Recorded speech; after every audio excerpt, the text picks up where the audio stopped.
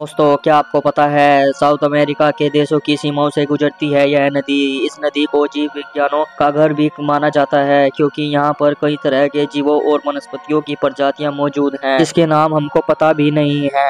यह नदी है अमेज़न नदी। अमेज़न नदी लाखों साल पहले प्रशांत महासागर की ओर बहा करती थी, लेकिन आज यह नदी अटलांटिक महासागर में जाकर मिलती है। इस नदी में कई सारी झीलें मिलती हैं। अमेज़न नदी की सीमा पर ब्राजील, गयाना, फ्रेंच गयाना, बेलोनिया, पेरू, इक्वाडोर, कोलंबिया, वेनेजुएला और सूरीनाम जैसे देश बसते हैं।